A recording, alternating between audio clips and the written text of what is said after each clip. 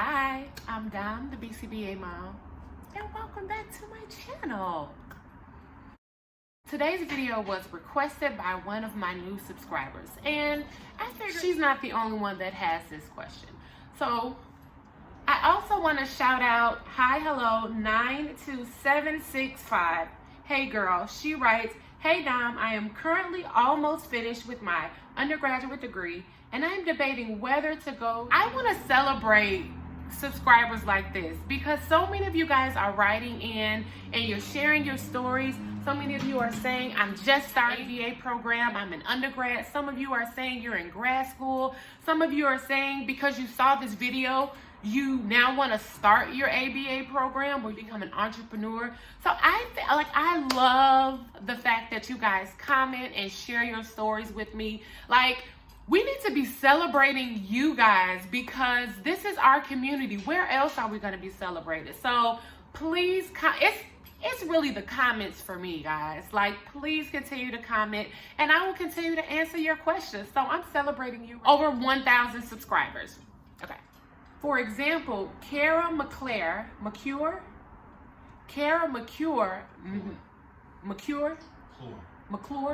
can you please make a video on how to begin the process of applying for BCBA jobs?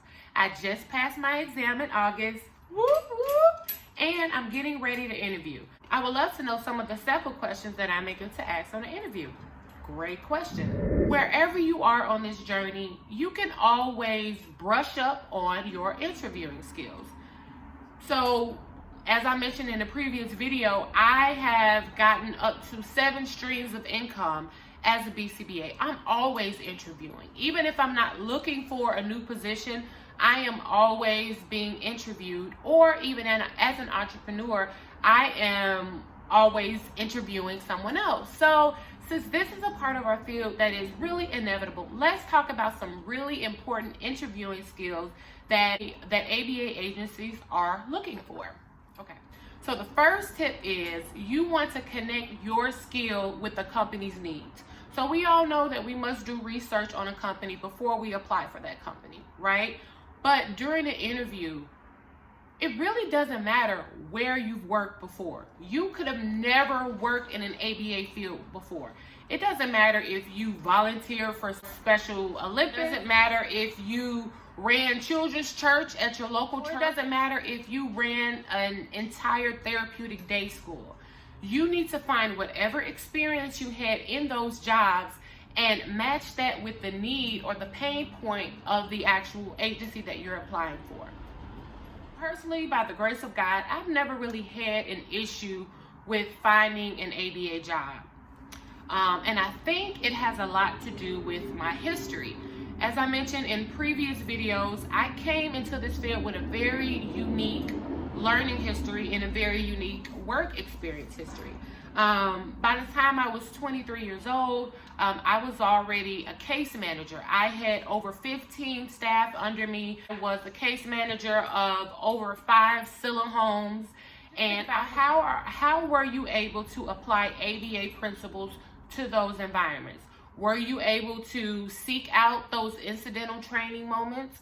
Are you planning for generalization, even if it's not directly taught? So number 2, you want to know your target. So for an example, if you are looking or seeking employment at an in-home facility where you're going to be working in-home a lot, then you are typically going to be required to work alone a lot. Think about it. When you're in-home, you are mostly going to be working with the parent and the individual or the client. Every now and then, you may have an overlap with your supervisor. Every now and then, you may run into another BCBA where you can bounce some ideas off of, maybe 5% of your work week, maybe once a month. We don't know. So when you are looking to work in-home, your employer is usually seeking someone who takes the initiative, someone who doesn't wait to conduct the research, someone who doesn't wait to kind of probe those new goals or plan for generalization or find those opportunities for incidental training. Your employee wants to know that you can pretty much run this program on your own if need be. Another example of that is if you are applying for more of like a therapeutic day school or a day program or something in more of like a group setting, then your employer may want to see more of your collaborative skills. They want to see how you work well with the team. How do you bring your ABA experience to fit OT and PT and speech and psychiatry appointments? How are you able to mix and blend and have continuity of care with the things that they already have in place? Now, if you are seeking employment outside of the ABA setting, let's say, for example, general education schooling, or a juvenile detention center, or a local park district, or you want to bring ABA into your local church, or wherever you may want to bring it, because ABA can, I'm just saying, ABA can go anywhere.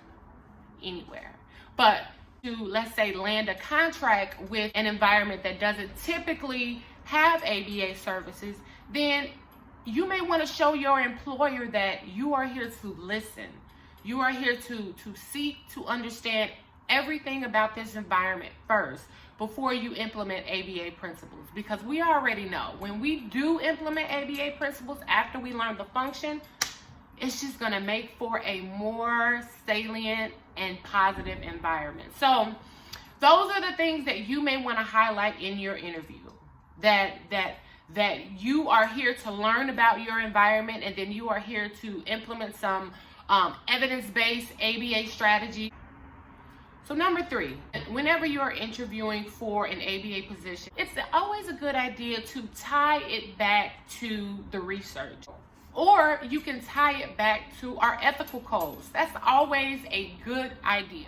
In ABA, we live by our principles, and knowing and abiding by our ethical guidelines is a must. This is why we are required to have at least 4 CEUs in ethics every recredentialing cycle. Ethics is very important. So any employer wants to know that you know your ethical codes, that you have come in contact with some ethical dilemmas, because truth be told, we all have. So let's be honest. Bring up some of those ethical dilemmas that you have encountered in your past, and let them know how you resolved it and how you've grown and emerged those skills. Every interview is going to have those typical interview questions. You know the ones. What is your biggest accomplishment and failure in your last position?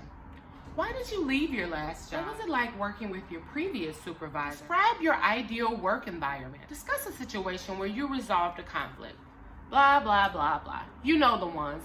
But within those answers, if you can link these back to ethical codes, for example, what is your ideal work environment? I really love a work environment that uses behavior skills training, because as we know in ABA, when you have an opportunity for instruction, modeling, rehearsal, and feedback, then you are likely to retain the information, and that information be more salient to you. So that's my ideal work environment. Whatever your story is, whatever you want to pull from, I'm not telling you to make up these stories. I'm telling you to pull from the natural experiences that you have now. Find a way to relate it to the research or relate it to some of our ABA principles. Because remember, it's always our job to disseminate the benefits of ABA. You can always lead with that. Lastly, and the final tip that I've learned on how to land a job as a BCBA, you have to have a clean record. I know. Job that I have had in this ABA field, whether it's ABA, BCBA, BCABA, QIDP, Elemental P, ABCDEFG, all of the letters in the world, I've had to undergo a criminal background check, fingerprint check, and many times a driver history check, because we are responsible for a very vulnerable community, and we handle a lot of very sensitive and confidential information. So they want to make sure that we have the best intentions for our client. So I've undergone a lot of HIPAA training. I've gone through a lot of criminal background checks, guys, like a lot. So thank you, God, that He has covered me and kept me out of trouble when the world is literally looking to lock you up. So I've probably participated in at least a dozen criminal background checks in my life. And that's just because every job, even if I've had that job before and I had to go back to that job, I had to take another criminal background check and another fingerprint check and another just verification of everything. I'm actually going through that right now as we speak because I have a new job opportunity coming up at a university.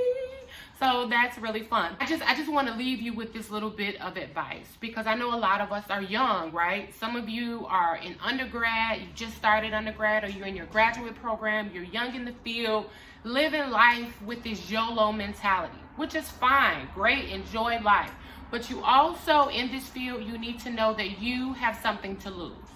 So don't live life like you have nothing to lose, because at any moment, if you get a DUI, if you get into a bar fight, if just something that's kind of out of your control, you have to really think in the mindset of, I have to live like I have something to lose, because you have to be able to be insurable. It's just a lot of ways that you kind of have to keep your record squeaky clean in this field, and rightfully so, because we are set apart. I've said that so many times, guys. We are here for healing purposes, and we work with a community that is very important that we're trustworthy. So just live life like you have something to lose, because your job may depend on it. Ooh, it's hot. Hot, hot, hot. Okay.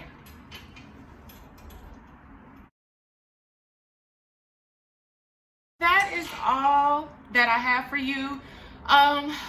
Because yeah, it's time for me to go check on my kids who are e-learning, and I have to get back to living life. So good luck on all of your future endeavors, y'all. This is our community.